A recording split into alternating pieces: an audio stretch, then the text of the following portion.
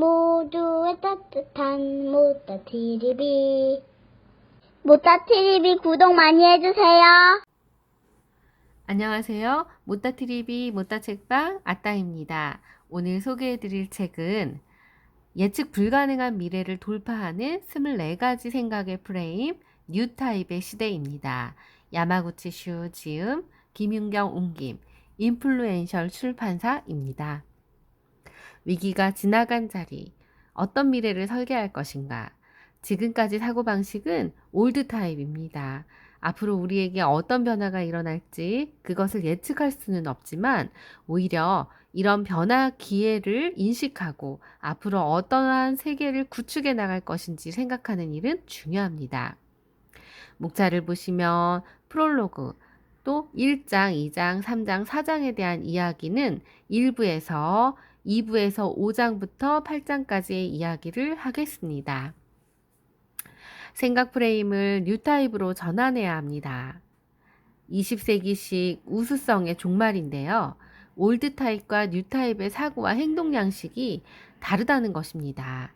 올드 타입에서는 정답을 찾고 예측하고 성과 지표로 관리하고 생산성을 높이고 규칙에 따르며 한 조직에 머물고 빼앗고 독점하고 경험에 의지합니다.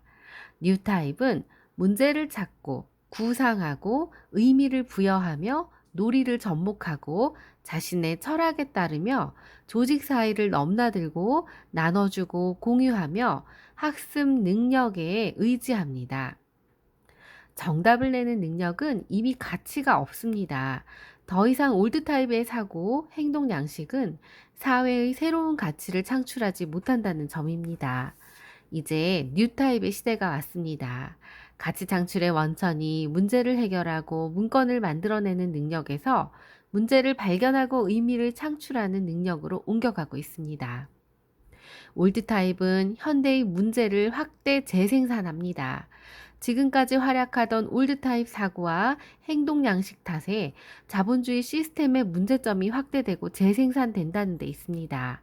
양적인 향상을 무조건 옳다고 여기는 올드 타입의 사고 양식은 초래한 이런 대표적인 예가 전 세계 도시의 쓰레기 문제인데요. 사고와 행동 양식의 전면적인 교체가 필요합니다. 이는 뉴 타입의 24가지의 사고와 행동 양식이고 이는 자본주의의 탈구축입니다. 뉴 타입은 문제를 발견하는 사람입니다. 비즈니스는 항상 문제 발견과 문제 해결이 조화를 이루어야 비로소 성립합니다. 문제 자체가 희소해져서 문제 해결 능력보다 발견 능력이 있는 사람이 가치를 더 상승시키는 기존 세대입니다. 사고, 행동 양식이 기술과 사회구조라는 환경에 따라 상대적으로 결정된다는 것을 의미합니다. 사회, 기술에 어떤 변화가 발생하나 고찰해야 합니다. 1장, 무엇이 우리를 뉴타입 시대로 이끄는지 6가지의 메가 트렌드입니다. 1. 변화를 만드는 이 6가지 메가 트렌드는 무엇일까요? 세상은 정해져 있지 않기에 근사합니다. 요시다 겐코가 이야기를 했습니다. 메가 트렌드 1은 물질은 풍요롭지만 삶의 방향성을 잃어갑니다. 메가 트렌드 2는 정답을 찾는 일보다 문제를 발견하는 일이 중요해졌습니다.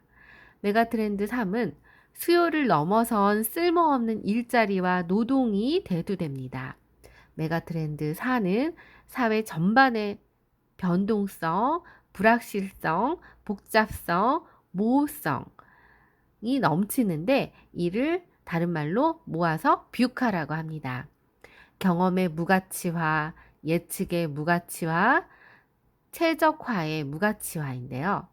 메가트렌드 5는 규모와 규모의 경제가 더 이상 통하지 않는다는 것입니다. 메가트렌드 6은 인생이 길어지고 기업의 수명은 짧아졌다는 것입니다. 2장, 뉴타입은 어떻게 가치를 만들어낼까요? 해결하지 말고 문제를 발견하라. 문제를 풀기보다는 발견에 제한합니다. 컴퓨터는 쓸모가 없습니다. 그저 답을 줄 뿐이라고 파블로 피카소가 이야기를 합니다. 문제 발견. 올드 타입은 문제 발견을 문제가 주어지기를 기다려서 정답을 찾습니다. 반면 뉴 타입은 문제를 발견해서 제안합니다. 문제는 적고 문제 해결 능력이 과잉인 시대. 지금까지는 문제 해결자가 높은 평가를 받았습니다. 원시시대 이래 인류는 항상 불편하거나 불안하거나 불만 시대로 이런 문제를 해결하는 것은 막대한 부창출로 이어졌습니다. 20세기 후반 문제 해결인 정답을 내는 사람이 노동시장에서 높이 평가받고 많은 보수를 받았습니다. 미래에는 이런 문제 해결력이 뛰어난 사람은 올드 타입으로 급속히 자신의 가치를 잃을 것입니다. 앞으로의 비즈니스에서 문제의 발견과 해결이 부를 생성합니다. 문제를 어떻게 발견하고 제기하느냐가 관건인데요. 문제를 찾아내서 제기하는 사람이야말로 뉴 타입으로 높게 평가받을 것입니다. MBA 지원자가 감소하는 이유는 무엇일까요? 미국 경영전문대학원 지원자 수는 4년 연속으로 줄어들고 있습니다. 비즈니스와 관련 문제 해결 능력이 공급 과잉인 상태이고 재화의 가치는 수요와 공급의 균형으로 결정됩니다. 문제가 희소해진 세상에서 문제 해결 능력이 과도하게 공급되면 문제 해결 능력의 가치가 감소하는 것은 당연한데요. 이런 시대로 바뀌는 과정에서 과거처럼 정답을 도출하는 능력에만 집착하는 올드 타입은 급속히 가치를 잃을 수밖에 없습니다. 인공지능의 공격을 어떻게 받아들일 것인가? 인공지능 AI 보급은 문제 해결 능력 과잉 공급을 더욱 부채질합니다. 인공지능이 인간보다 값싸고 성능 좋은 시대가 다가오고 있는데 기업으로서는 생산성 향상을 위해 무시할 수 없는 현실이죠. 이런 시대에 아직도 점수나 등급으로 표시되는 정답 도출 능력에 집착하는 것은 전형적인 올드 타입의 사고방식이라 할 수 없습니다. 구상력의 쇠퇴가 문제의 희소화를 초래합니다. 뉴타입은 아직 아무도 알아차리지 못한 새로운 문제를 찾아내 사회에 제기하는 데 능숙합니다. 이를 위해 문제란 무엇인가부터 생각해 봐야 하는데요. 자신이 원하는 바람직한 상태와 현재 상황에 차이가 있는 것을 문제라고 정의합니다. 이는 애초에 이상적인 상태를 그리지 못하면 문제를 명확하게 정의할 수도 없습니다. 이것이 바로 문제의 희소화에 내재된 문제점입니다. 문제의 부족은 비전이 부족하다는 뜻과 같습니다. 문제를 만들어내지 못한다는 것은 이상적인 모습이 설정되어 있지 않아서 비전이 부족하다는 의미입니다. 뉴타입은 항상 나름의 바람직한 이상형을 마음속으로 간직한 사람입니다. 자신이 원하는 이상적인 모습과 눈앞의 현실과 비교하고 둘 사이의 차이를 찾아냄으로써 문제를 발견합니다. 이 혁신적인 해결책보다 탁월한 과제를 만들어냅니다. 과제 설정을 보시면 올드 타입은 과제를 마주하지 않고 혁신이라는 수단에 집착합니다. 뉴 타입은 수단에 집착하지 않고 과제의 발견과 해결에 주목합니다. 무엇이 혁신의 발목을 붙잡을까요? 이노베이션, 이는 혁신 자체가 과제가 될 수 없습니다. 혁신은 과제를 해결하기 위한 수단이기 때문에 수단인 혁신이 목적이 되어버리는 상황은 오늘날 비즈니스를 둘러싼 침체와 혼란을 상징합니다. 본래의 목적과 의의를 잃어버리고 생산성만 목적으로 삼는 모습은 전형적인 올드 타입의 패러다임입니다. 세상의 유행에 휘둘려서 수단의 혁신을 목적으로 착각하는 사람이 바로 올드 타입인데요. 그렇게 해야 혁신가라는 칭호와 존경을 받을 수 있기 때문입니다. 진짜 혁신가는 세상에 과제를 해결하겠다는 목표를 쫓다가 우연한 확신을 일으키는 반면에 엉터리 혁신가는 처음부터 수단에 불과한 혁신을 목표로 삼아서 자신의 가치를 높이려고 합니다. 혁신에 대한 방법론은 왜 쓸모가 없을까요? 방법론이 아무리 혁신적이라고 라도 창출해낸 경제적인 가치가 미미하다면 혁신이라 부를 수 없습니다. 혁신으로 인식되려면 두 가지 요건을 모두 갖춰야 하는데 두 가지 요건에는 문제가 있습니다. 경제적 가치의 크기는 사전에 확실한 예측이 어렵고 매우 불확실합니다. 이는 아무리 치밀하게 방법론을 만들어도 원칙적인 통제가 불가능합니다. 방법론으로서의 혁신성은 원래 방법에 관한 평가 지표이며 이를 목적으로 하는 것은 분말이 전도된 것인데요. 우리는 왜 일하는가 하는 근본적인 물음과 관련된 문제입니다. 방법론적인 혁신이냐 아니냐는 중요하지 않습니다. 그러나 혁신의 정의에는 방법론이 포함되어 있습니다. 혁신은 결과로서 형성되는 인식일 뿐 처음부터 목표로 삼아 추구하는 것이 아니라는 뜻인데, 안타수가 늘어나면 그만큼 홈런수도 늘겠지만 처음부터 홈런을 노리고 타석에 들어서면 안타조차 제대로 칠 수 없습니다. 오픈 이노베이션이 성공하기 어려운 이유는 무엇일까요? 오픈 이노베이션은 개방적인 혁신, 자사 외에도 다른 업종과 분야가 가진 기술과 지식, 서비스 등을 조합한 혁신적인 비즈니스 모델입니다. 오픈 이노베이션이 수많은 조직에서 정체되는 이유는 조직의 내부 발생 문제를 외부에서 해결 실마리를 모색하려는 구조입니다. 인사제도의 장벽인데요. 개방적인 혁신을 추구할 인재 부족, 제휴사를 찾을 기회가 적다는 표면적인 문제가 지적됩니다. 외부에서 해답을 얻고 싶어 하지만 이는 전형적인 올드타입 사고인 모델인데요. 공감할 만한 과제 설정도 하지 않고 외부에서 아이디어가 기술을 모색하면 큰 성과 나올 수 없습니다. 뉴타입은 중대한 과제를 찾아서 해결 목표를 삼습니다. 오픈 이노베이션은 단순한 수단일 뿐 결코 목적이 아닙니다. 쉐그웨이는 왜 실패했을까요? 오늘날 솔루션이 과도하게 넘치는 반면 가장 중요한 해소하고 싶은 과제는 점점 드물어집니다. 이런 사회에서 섣불리 기술이 주도하는 혁신을 추구하며 시대착오적인 올드타입입니다. 반면 뉴타입은 수단으로서의 기술과 혁신에 집착하지 않습니다. 수단이 아닌 항상 해결하고자 하는 과제에 즐기듯이 초점을 맞추는 사고 행동이야말로 뉴타입입니다. 미래에 대한 예측 대신에 미래를 구상한다. 구상력을 올드타입은 미래를 예측합니다. 뉴타입은 미래를 구상합니다. 현재의 풍경은 누군가가 내린 결정의 집적입니다. 문제가 희소해지는 세상에서 미래를 구상하는 능력이 큰 가치를 갖습니다. 문제란 이상적인 모습과 현재 상황의 차이이고 이상적인 모습을 추구하는데 반드시 미래 구상 능력이 필요합니다. 오늘날처럼 뷰카화된 세상에서 다른 사람에게 미래 예측을 부탁하고 시험에 대비하듯 경향과 대책을 마련하는 것은 전형적인 올드타입의 패러다임입니다. 뉴타입은 예측이 아닌 구상을 하고 미래가 어떻게 될지라는 질문 대신에 미래를 어떻게 하고 싶은가를 고민합니다. 미래에 어떻게 행동하느냐가 결정됩니다. 미래를 구상하고 이를 실현하기 위해 의견을 제시하고 행동을 일으킵니다. 중요한 국면일수록 예측은 빗나갑니다. 여전히 예측을 원하나 예측이 이제 더 이상 어려운 뷰카 시대는 이런 시대 올드타입은 환경 변화를 따라가지 못하고 다양한 상황에서 다른 사람에게 뒤처지는 행동과 대책을 내놓게 됩니다. 반면 환경 변화를 앞서 받아들이고 적극적으로 도전하는 뉴타입은 주도권을 잡고 더욱 유연하고 유리하게 일을 처리해 나갑니다. 우리를 둘러싼 환경 변화는 대개 날씨처럼 자연적인 것이 아니라 누군가가 앞서 움직이면서 일어난다는 사실을 기억해야 합니다. 이제 미래는 예측할 수 없습니다. 비연속적인 변화에 대한 전문가의 예측은 원칙적으로 빗나가기 마련이라서 발생하는 문제인데요. 인공지능에 대체될 직업을 생각해봐도 소용없고 인공지능 등장으로 사라질 직업을 47%가 기계로 대체될 것이라는 예측을 했지만 실제 맞지도 않고 공연히 혼란만 일으킬 뿐입니다. 지금은 물음의 전제가 되는 관점이 얼마나 의미 없나를 다시 생각해봐야 합니다. 기술 진화는 항상 장단점이 있는데요. 우리는 기술 진화를 막을 수는 없습니다.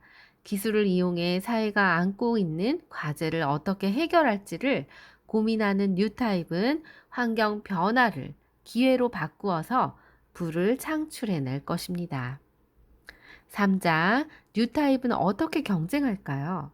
쓸모가 아닌 의미 있는 일에 집중하라.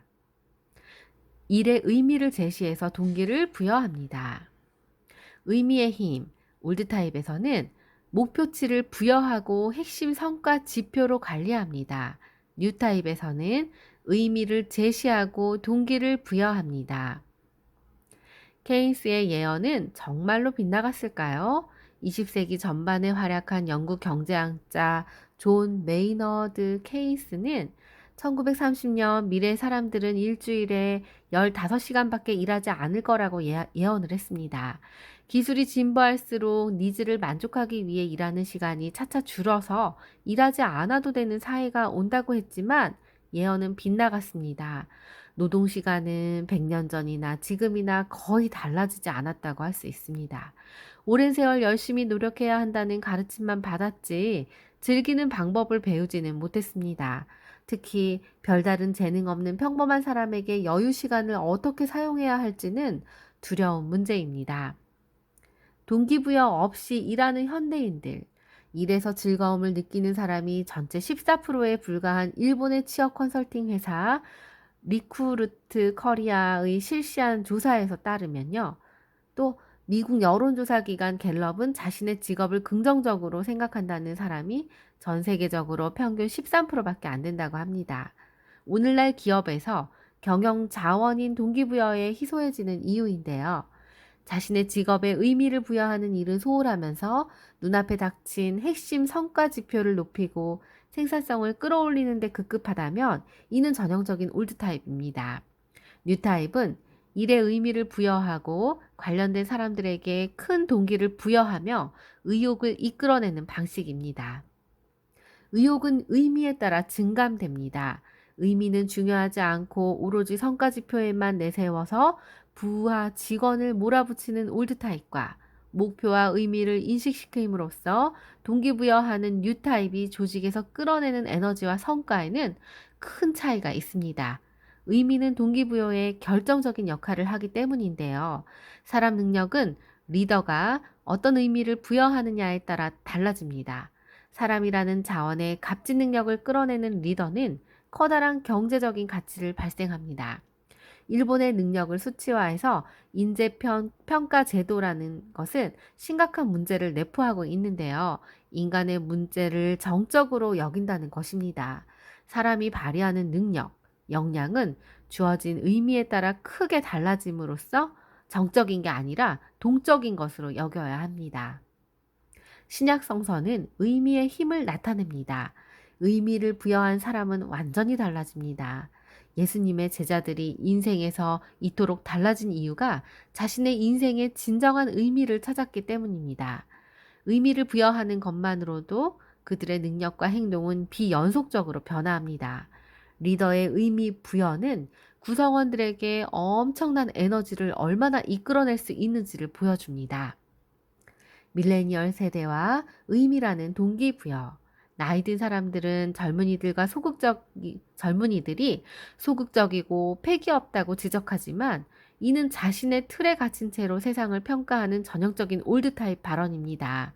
하지만 사회를 더욱 좋은 방향으로 변화시키고 싶어 하는 열정은 밀레니얼 세대가 훨씬 높고 단지 이를 위한 수단이나 방향성이 기성세대와는 다를 뿐입니다.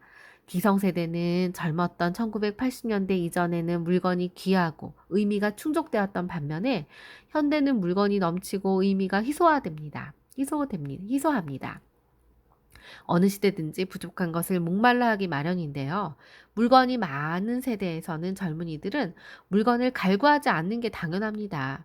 이런 시대에 의미 부여를 못하고 금전이나 물건 보상을 내걸고 이끌려는 리더는 올드 타입이죠. 앞으로 제 기능을 못할 것입니다. 뉴 타입은 의미를 분명히 밝힙니다. 항상 큰 배경으로서의 의미를 보여주고 그 앞에 해결해야 할 일과 목표를 제시하는 방식이 뉴 타입입니다. 전쟁을 없애겠다는 미션을 내건 저가 항공사. 오늘날처럼 의미 고갈 사회에서 조직이 내세우는 의미가 구성원과 고객 마음을 사로잡는 경쟁 우위의 원천으로서 성과를 좌우하는 요인이 됩니다. 이런 시대 그저 매출이나 생산성 등 핵심 성과 지표로 표현되는 꿈없는 목표만을 내걸고 다그치는 일찍이 주류를 이루었던 올드타임 리더는 조직 구성원들에게서 의욕도 창조성도 끌어내지 못합니다. 반면 뉴타임 리더는 일의 배경에 형성하는 의미를 명확히 설정하여 동기를 불어넣고 창조력을 이끌어냅니다. 전통적 산업에도 종사해도 자신의 구상력과 미의식을 통해 사람들에게 의미를 제시하고 의욕을 이끌어냅니다. 하고 싶은 일에 철저하게 집중한다. 한계 비용 제로. 올드 타입은 규모를 추구하고 시장에 아부합니다. 뉴 타입은 자신이 하고 싶은 일에 집중합니다. 이제까지는 미디어와 유통이 비즈니스를 견인했습니다. 규모가 비즈니스 성공 요인이었던 산업혁명 이후 시대. 하지만 이제는 규모가 가져다주는 수많은 이점이 축소되고 소실되고 규모가 오히려 경쟁력을 약화시키기도 합니다. 이런 변화 촉진의 최대 요인은 미디어와 유통의 변화입니다. 규모와 집중의 트레이드 오프가 사라져갑니다. 도움이 된다에서 의미가 있다로 가치의 원천이 전환되면 불특정 다수를 대상으로 하는 올드 타입은 자신이 좋아하는 분야에서 철저히 초점을 맞추고 집중하는 뉴 타입에게 고객을 빼앗기고 시장을 잠식당할 것입니다. 로컬 메이저에서 글로벌 니치로 구조 전환. 예전에는 시장이 개별 국가로 한정된 일정한 규모가 되어야만 홍보와 판매를 위한 플랫폼에 올릴 수 있었기 때문에 다수의 기호에 맞춘 집중하는 거리가 먼 제품에 관한 정보만 시장에 전달되기 마련이었습니다. 따라서 예술가적인 감성을 토대로 제품을 만든 중소규모 기업에게는 경쟁에 참여할 기회조차 없었습니다. 이는 로컬 메이저 시장을 경영하는 기업이 로컬을 지배합니다. 이제 시장이 글로벌로 확장되어서 홍보하고 유통에 드는 한계 비용이 낮아지면서 상황은 크게 달라졌죠. 다양한 국가에서 특정 고객층을 집중 공략하는 제품과 서비스가 개발되면 그 제품과 서비스를 마음에 들어하는 고객이 당연히 각국에서 나타납니다. 이때 로컬 시장의 메이저 세그먼트를 대상으로 개성 없는 제품과 서비스를 내놓은 올드 타입은 각국 글로벌 시장의 니치 세그먼트를 대상으로 매력 있는 제품과 서비스를 내놓은 뉴 타입에게 서서히 영역을 빼앗길 것입니다. 애플의 의자를 납품한 히로시마의 가구 회사. 기존의 방식대로 규모를 추구하여 모은 사람들의 기호를 모은 대중화된 제품은 사람의 마음을 움직이는 매력은 없습니다. 결국 이런 올드 타입 사고방식에 기반한 제품을 팔아치우려면 20세기와 같이 거액을 들여 제품 정보와 제품을 억지로 세상에 밀어넣을 수밖에 없습니다. 반면에 자신의 마음대로 최선을 다해 감성 품질을 높인 제품과 서비스를 만들어내는 뉴 타입은 강한 적중력을 지니고 글로벌 니치라는 새로운 포지셔닝을 획득함으로써 소규모의 단점을 뛰어넘는 이점을 얻습니다. 의미 있는 상품으로 독자적인 시장을 공략한다. 포지셔닝. 올드 타입은 도움이 되는 상품으로 차별화합니다. 뉴 타입은 의미 있는 상품으로 차별화합니다. 승자 독식인가? 시장의 다양화인가?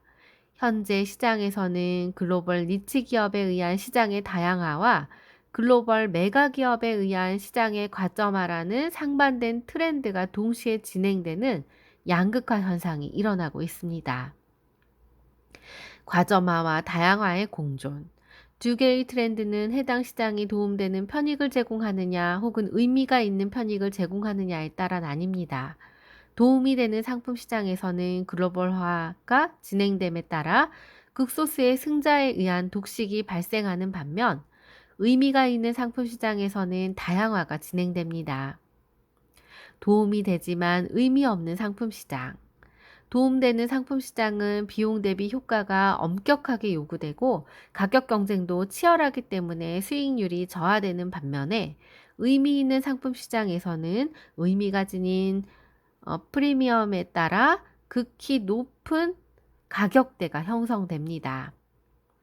의미 있는 제품이 비싸게 팔립니다. 지금까지 대부분의 기업들은 도움되는 상품 시장에서 존재감을 드러냈지만 앞으로는 글로벌화와 수반되는 승자 독식을 피해서 상당수의 기업의 의미가 있는 상품 시장으로 포지션을 옮겨갈 것입니다. 이런 상황에서 오로지 도움되는 상품으로 가치를 만들어내려는 것은 올드 타입입니다.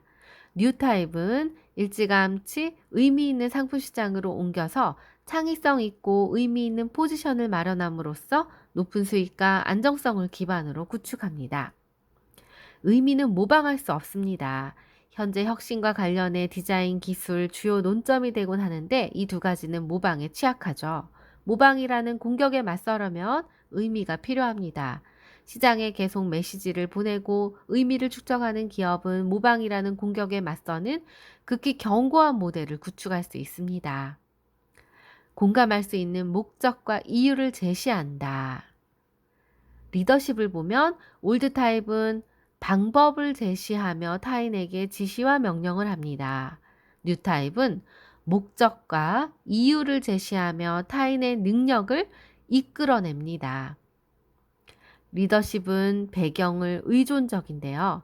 리더십에서 why, what, how 이 세 가지 원칙을 명확하게 세우고 조직을 반드시 적용해야 합니다. 그러나 이들 논점에서 우선순위는 상황과 배경에 따라 달라집니다. 위기 상황일 때 우선 how가 중요합니다. 하지만 오늘날과 같은 뷰카화가 진행되어 물건이 넘쳐나는 반면에 의미는 고갈되는 상황이라면 하우만으로 조직을 이끄는 올드 타입 리더십은 올바른 방향 제시도 못하고 동기부여도 실패합니다. 이런 세상에 뉴 타입은 의미 관련 what, why를 제시하여 조직의 모멘텀을 부여하고 의욕을 이끌어내서 성과를 높입니다. 목적과 이유는 왜 중요할까요? 의미가 없는 노동은 아무도 버티지 못하죠. 인간에게 정말로 중요한 것은 노동의 양보다 질인 것처럼 이는 양에 집착하는 올드 타입과 질을 추구하는 뉴 타입의 대비처럼 느껴집니다. 양적일 뿐 아닌 질적인 문제, 즉 목적과 이유를 진지하게 고민해야 합니다. 물건이 넘쳐나고 의미가 부족한 시대에 우리는 왜 계속 일을 하는가? 이런 시대에 일을 통해 행복해지는 사람을 늘리기 위해서라도 일의 본래 의미를 어떻게 회복할지 고민해야 합니다. 하우에 집착하는 기업.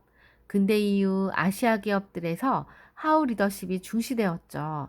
이런 현상은 미국, 유럽에 있는 선진 기업을 따라잡으려는 목표 what이 분명하게 제시되고 경제적인 성장이 그대로 행복과 삶의 보람으로 이어진다는 이유, why가 암묵적인 전제로서 사회에 공유되던 시대에는 아무 문제가 없었습니다. 하우만 고집하는 올드 타입 사람들은 사기를 꺾고 조직의 성과를 저하시킬 것입니다.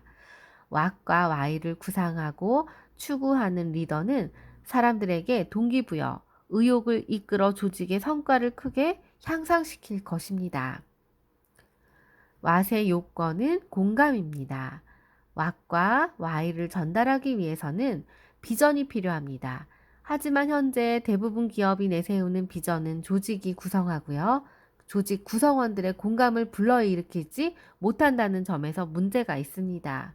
우수한 인재를 모으고 그들에게 동기를 부여하려면 what, why, how를 명확하게 제시하고 이를 공감할 수 있는 체계적인 스토리로서 전달해야 합니다. 1990년대 아폴로 계획을 비롯해서 과거에 큰 성공을 거둔 프로젝트나 기업에서 이런 요건을 갖춘 사례를 많이 찾아볼 수 있습니다. 4장, 뉴 타입은 어떻게 사고하는가? 논리와 감성을 유연하게 타고 넘어라. 논리와 직감으로 의사결정의 질을 높인다. 논리와 직감에 올드 타입은 논리에만 의존하고 직감을 멀리합니다. 뉴 타입은 논리와 직감을 상황에 따라서 적절하게 사용합니다. 왜 기업은 분석 마비에 빠졌을까요? 합리성을 지나치게 추구해서 의사결정의 정체 상태는 바로 분석 마비인데요. 기업의 의사결정이 논리에 편중되면 세 가지 문제를 초래합니다. 차별성이 사라지고 의사결정이 장기화되거나 교착 상태에 빠지고 의미 있는 상품 시장에서 경쟁력이 감소합니다. 논리와 직감을 유연하게 활용해야 합니다. 상황에 맞게 활용하는 이 유연한 사고가 필요한데 이런 사고야말로 뉴 타입입니다. 경영에는 논리로 풀어야 할 문제와 논리로 풀 수 없는 문제가 있습니다. 문제 특성을 확인해서 논리와 직감 중에 어느 쪽을 사용할지 결정하는 메타 의사결정 능력이 중요합니다. 직감이 시대이죠. 센스, 다른 말로 직감, 프레임 1은 도움이 된다와 의미가 있다입니다. 도움되는 방향으로 성과를 올릴 때는 논리가 주축됩니다. 의미 있는 방향으로 성과를 올릴 때는 논리가 도움되지 않고 센스, 직감이 결정적인 역할을 합니다. 프레임 2는 희소한 것과 과잉한 것입니다. 희소한 것의 가치는 커지고 과잉한 것의 가치는 줄어듭니다. 희소한 것을 만들어내야 부를 얻을 수 있습니다. 과잉한 것은 논리와 이성에 의해 만들어지는 반면에 희소한 것은 모두 직감과 감성에 의해 창출됩니다. 오늘날 세상에서 희소한 것을 만들려면 직감과 감성을 구동시켜야 합니다. 현재 과잉한 것과 희소한 것을 살펴보면 과잉한 것은 정답, 희소한 것은 문제, 물건에서 의미, 데이터에서 스토리, 편익성에서 로망, 설득에서 공감, 경쟁에서 공동의 가치를 창조합니다. 의도적으로 전략적으로 우연성을 채택합니다. 우연성을 볼 때 올드 타입은 생산성을 높입니다. 뉴 타입은 일에 놀이를 접목합니다. 자연계에는 왜 오류가 존재하는가? 현재와 같이 미래의 전망이 불투명하고 무엇이 정답인지 잘 모르는 시대에 그저 단기적인 생산성만 추구하는 것은 올드 타입이라고 단정 지을 수밖에 없는데요. 이런 시대에 오히려 의식적으로 놀이를 접목시켜서 예상하지 못한 발견과 재미, 즉 세렌디피티를 통한 비약의 기회를 의도적으로 모색하는 뉴타입 방식이 필요합니다. 혁신 기업들의 전략적인 우연성인데요. 오늘날처럼 불확실한 세계에서 오로지 무엇에 도움이 될지에만 집중하고 놀이가 가져다줄 우연한 기회를 배제하는 것은 올드 타입입니다. 뉴 타입은 전략적으로 규율에 놀이를 포함시킴으로써 우연히 이끌어내는 큰 비약, 즉 세렌디피티를 추구합니다. 혁신과 상업화의 딜레마, 혁신이 요구하는 야생적인 사고, 뷰카와 세계에서 미래에 무엇이 필요한지를 꿰뚫어 보는가가 상당히 어렵기 때문에 무엇이 유용할지만을 기준으로 미래를 준비하는 올드 타입은 거의 의미를 잃어갑니다. 미래를 확정적으로 예측해서 필요한 것만 준비해도 안 되지만 그렇다고 아무런 준비를 하지 않는 것이 위험합니다. 적절한 균형을 갖춘 뉴 타입이 필요한데 큰 방향성을 설정한 다음에 모든 것을 예정 조화시킬 것이 아니라 직감이나 예감의 기초에 준비하는 사고, 즉 브리콜라주야말로 새 시대를 이끌어갈 리더가 반드시 갖출 소양입니다. 규칙보다 자신의 감각을 따른다. 미의식에 대해서 올드 타입은 조직의 규칙과 규범을 비판 없이 받아들여 행동합니다. 뉴 타입은 자신의 도덕과 가치관에 따라 제 뜻대로 행동합니다. 제 뜻대로 판단하고 행동해야 하는 이들. 헤르만 헤세, 소크라테스, 예수, 조르다노 브루노, 그들은 당시 사회 규칙과 규범에 맞서 자신의 내면적인 도덕과 가치관에 따라 자기 뜻대로 고집스럽게 밀고 나가는 사람들이었습니다. 이들은 세상의 규범도 바꾸고 현재 의식 없이 무비판적으로 따르고 있는 대부분의 규범 또한 후대 사람들의 눈에는 분명 무지 몽매하고 야만적으로 보일 것입니다. 헤세가 말한 자기 뜻대로 행동하는 사람은 이런 규범이 애초에 규범으로서 부당하다는 사실을 많은 사람에게 깨우쳐주는 계기를 만듭니다. 규칙만 지키면 된다는 사고가 파멸을 부릅니다. 유전자 분석, 인공지능, 사회에 대한 영향력이 큰 영역일수록 규칙이 정비되어 있지 않습니다. 이런 세상에서는 규칙에 의존하지 않고 자신에게 내재된 규범과 미의식에 의거해 모든 일을 판단하기 위한 성숙한 지성이 반드시 필요합니다. 불확실한 시대의 판단 기준. 일본은 최근 10년간 인터넷 관련 스타트업 기업을 중심으로 여러 가지 불미스러운 사고가 발생했습니다. 규칙이 정비되지 않은 영역에서 큰돈을 벌다 세상에 비난을 받고 사업을 철수하는 일이 반복됐는데 구글은 미국 방부와 인공지능 공동연구를 직원들의 압력으로 중단했고 이는 자신들의 미의식과 규범을 갖춘 조직이 어떻게 자신들의 사업에 넓고 올바른 안목으로 규율을 적용하고 있는지를 잘 보여주는 사례입니다. 점점 더 빠르고 복잡하게 진화가 일어나는 세상에서 외부로 드러난 규칙에만 의지하기에는 위험이 큽니다. 미래에는 자신의 내면에 있는 진선미의 기준에 비추어 자신의 행동을 다스려야 큰 파국을 피할 수 있습니다. 여러 기준을 살피며 동시에 균형을 잡습니다. 의사결정을 보시면 올드 타입에서는 양적인 향상을 지향합니다. 뉴 타입은 질적인 향상을 지향합니다. 양적 지표는 무의미해집니다. 현재 어떤 일의 성과를 양적 지표로 측정하지만 양적 지표는 한계 효용의 체감 법칙을 적용하기 때문에 양적 개선이 진행될수록 오히려 체감할 수 있는 효과는 줄어듭니다. GDP라는 지표가 엉터리 일자리를 늘린다. 일본에서는 GDP, 가전제품의 성능과 같은 양적 지표를 개선하는 것이 큰 의미가 없어진 반면 행복, 삶의 목표, 의미 같은 질적 평가에 대한 관심이 높아지고 있습니다. 이런 시대에 오직 숫자로 측정되는 양적 지표만 의지해 사물과 상황의 좋고 나쁨을 판단하고 관리하는 올드 타입은 개선이나 발전이라는 관점에서는 물론 관련된 사람들에 대한 부여라는 관점에서도 이미 제 기능을 발휘하지 못합니다. 의미는 양적 지표로 측정할 수 없습니다. 앞으로 양적 지표뿐만 아니라 동시에 추구할 질적 측면도 주목해서 양측의 균형을 맞추면 질적으로 양적인 발전을 동시에 지향하는 뉴타입 사고방식이 요구됩니다. 이상 감사합니다. 5장부터 2부에서 뵙겠습니다.